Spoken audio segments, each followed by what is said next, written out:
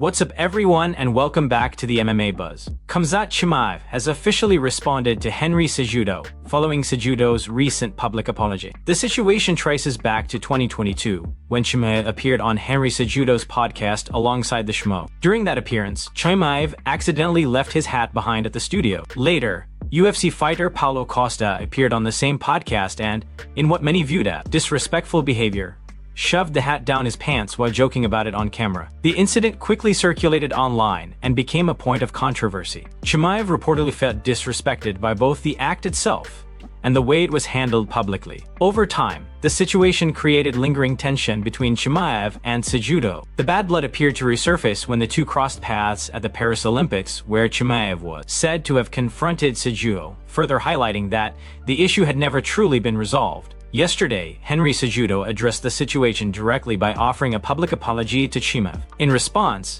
Chimaev shared his thoughts during an interview with Red Corner MMA. He expressed uncertainty about how to react, explaining that he views the situation as part of a larger cultural difference. According to Chimaev, many American fighters speak freely and provocatively during interviews, often saying things they do not truly stand behind. However, when confronted face-to-face, those same individuals behave as if nothing happened. Chimaev emphasized that this approach does not align with his personal values or mentality. He believes that a person should be genuine not only in public appearances but also in real-life interactions. Despite his criticism, Chimaev made it clear that he does not hold on to pride to the point of refusing reconciliation. He stated that if someone sincerely asks for forgiveness, he is willing to forgive and move forward. The response suggests that while Chimaev remains firm in his principles, he is open to putting the controversy behind him, provided the apology is genuine and respectful. Before we jump into the next story, we have a small favor to ask. If you're enjoying the content, please give this video a like, subscribe to the channel, and tap the bell icon. It really helps us out and ensures you'll never miss an update.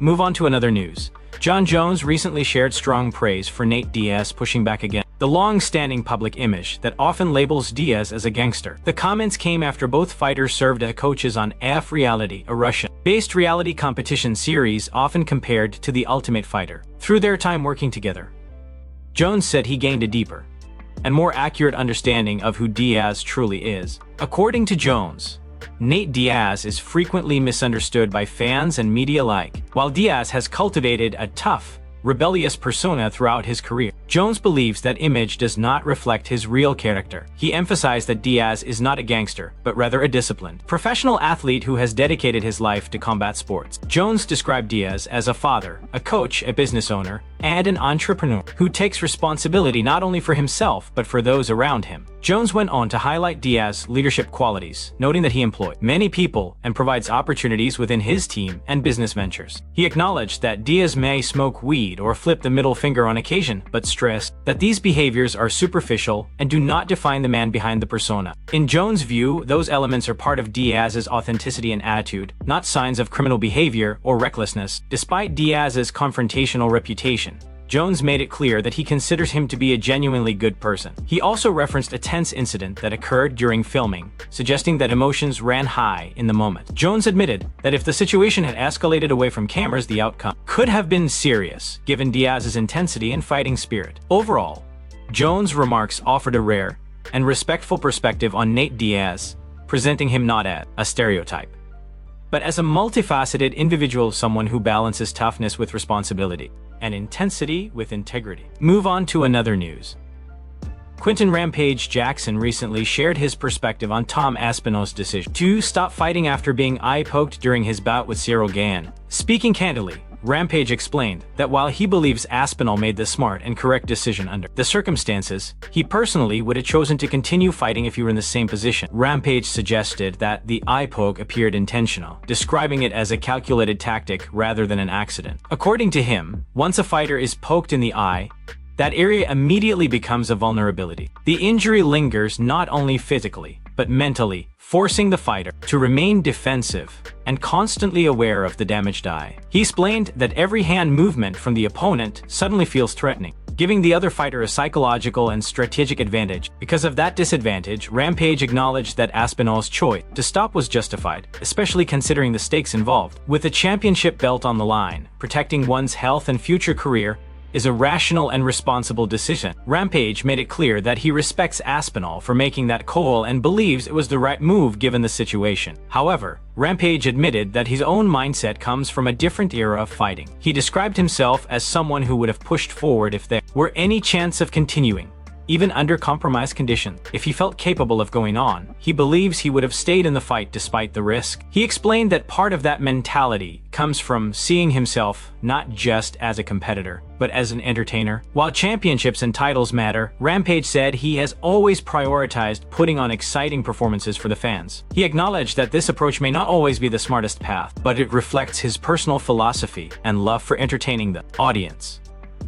In the end, Rampage emphasized that while he might have chosen differently, Aspinall's decision was the intelligent and professional choice, one that balanced ambition with long-term well-being. Move on to another news. Pimblett recently addressed the future of Ilia Topuria's championship status, suggesting that the title could be a risk if Topuria does not return to competition within the next several months. Speaking candidly, Pimblett acknowledged that Topuria is currently dealing with important personal matters, but made it clear that those issues do not change his own goals inside the UFC. Pimblett expressed genuine respect for Topuria's situation, emphasizing that anything happening in Topuria's personal life is separate from their potential fight. He stated that he wishes Topuria nothing but the best and hopes everything works out well for him and his family. Pimblett was careful to clarify that his comments were not meant as a personal attack, but rather as an honest assessment of how the sport operates at the championship level. According to Pimblett, the only thing that truly matters to him as a competitor is getting Topuria back into the Octagon and settling matters in a fight. While he remains supportive of Topuria on a personal level, Pimblett stressed that professional responsibilities come with holding a title. Championships require activity,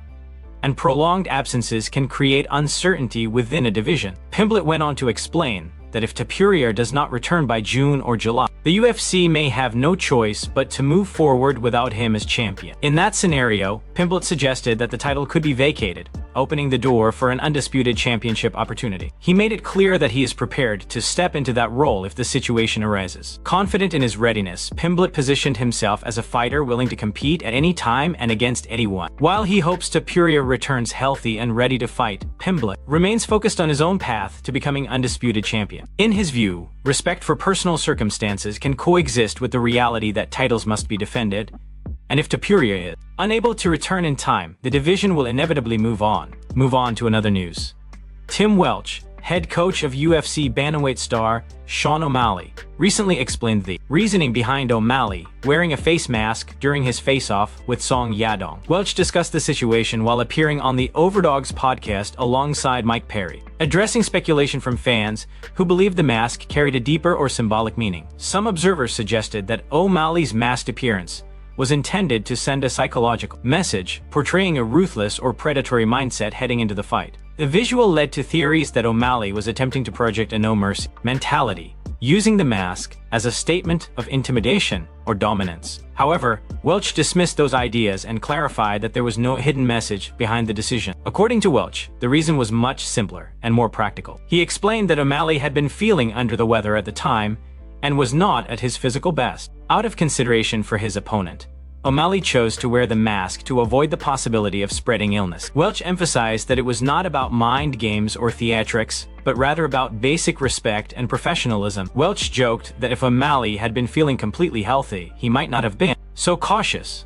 but under the circumstances, wearing the mask was the responsible choice. He also laughed off exaggerated rumors and speculation surrounding where the illness may have originated, making it clear that none of that played a role in the decision. Ultimately, Welch described O'Malley's action as a simple gesture of courtesy. He explained that O'Malley did not want to risk getting Song Yadong sick during a close face-to-face interaction. Rather than using the moment to create controversy or psychological warfare, O'Malley opted to handle the situation respectfully. Welch's explanation put an end to much of the online speculation, reinforcing that sometimes appearances at high-profile events are driven by health concerns rather than symbolism. In this case, the face mask was not a statement, it was simply a sign of consideration for a fellow fighter. Move on to another news. Longo recently shared his honest assessment of Merab Velishvili's performance against Payton, suggesting that the demanding schedule Merab kept throughout the year may have contributed to him looking slightly off his usual pace. Had Merab defeated Yan at UFC 323, It would have marked his fourth bantamweight title defense in a single year, an extraordinary accomplishment that also came with physical and mental costs. According to Longo, Merab is the type of fighter who is always determined to push forward and chase history. Taking extended time off was never part of the plan, especially with the opportunity to set records and stay active at the championship level. Longo described that decision as admirable and even a cool thing to do, acknowledging the mindset that drives elite competitors to test their limits rather than play it safe. However, with the benefit of hindsight, Longo admitted that the pace may have had an effect. While he cautioned against overanalyzing the situation after the fact, he noted that Merab appeared a bit flatter than usual inside the octagon. Physically, the difference was subtle, but noticeable compared to the relentless energy and pressure Merab typically brings to his fights. Despite that, Longo emphasized that Merab never looked mentally defeated at any point during the contest. He remained engaged, composed, and competitive from start to finish. In Longo's view, that mental toughness is one of Merab's defining traits. Win or lose, Merab maintains an incredible ability to process adversity and keep moving forward without letting setbacks define him. Longo pointed to a moment after a previous fight where Merab was seen laughing in an ambulance alongside Aljamain Sterling as a perfect example of his unique mindset. That ability to absorb everything, pain, pressure, disappointment, still remain positive is something Longo finds truly remarkable. Having worked with countless fighters throughout his career, Longo concluded that Merab stands apart from most athletes he has encountered. His resilience, emotional control, and perspective make him different from the rest, reinforcing why he remains one of the most respected and mentally durable fighters in the sport, regardless of the outcome on any given night. Move on to another news. Henry Cejudo recently reflected on a pivotal moment from his bout with Payton Talbott at UFC 323, focusing on the inside trip that caught him off guard during the fight. Speaking candidly, Cejudo admitted that the sequence stood out to him, not only because of its effectiveness, but because it challenged his own standards as a former Olympic gold medalist and two-division UFC champion. Cejudo was quick to note that he does not believe the inside trip would have succeeded if he were still in his physical prime. Confident in his wrestling pedigree, he explained that during his peak years, his defensive awareness in that position was nearly automatic. In his view, being taken down with an inside trip at that stage of his career would have been unthinkable, given his reflexes, timing, and defensive instincts. However, rather than downplaying Talbott's accomplishment, Cejudo acknowledged the young fighter's skill and preparation. He revealed that Talbott later told him he had learned that particular technique by studying Cejudo himself. Hearing that, Cejudo said, was both humbling and meaningful, as it showed the impact his career has had on the next generation of fighters. Cejudo went on to praise Talbott's character and potential, expressing genuine hope that he could one day become a world champion. He highlighted Talbott's willingness to trial and train with him as a sign of humility and dedication, qualities Cejudo believes are essential for long-term success at the highest level. According to Cejudo, their time training together was built on mutual respect, with both athletes exchanging knowledge and pushing each other to improve. He explained that he sees clear areas where Talbott can continue to grow and believes that, with the right adjustments, he has the tools to defeat top contenders in the division. Cejudo concluded by saying that his goal is not only to compete, but to help shape future champions. He made it clear that he is confident in his ability to guide Talbott's development and help him reach his full potential, reinforcing his belief that the young fighter has what it takes to one day wear UFC gold. Move on to another news.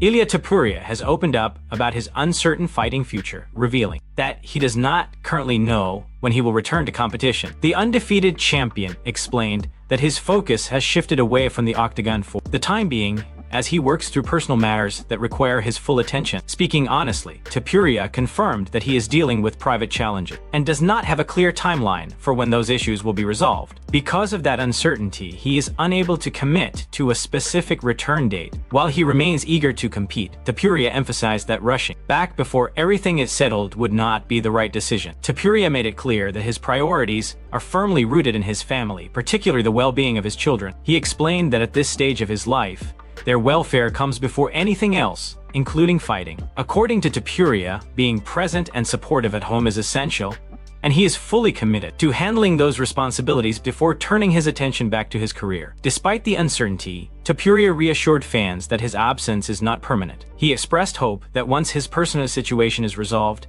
he will be ready to return to the octagon as soon as possible. His passion for fighting remains unchanged, and he intends to come back prepared to give everything he has. Topuria also emphasized that When he does return, he wants to be at his best physically, mentally, and emotionally. He believes that competing at the highest level requires total focus, and he does not want to step back into the cage until he can fully commit to performing at his peak.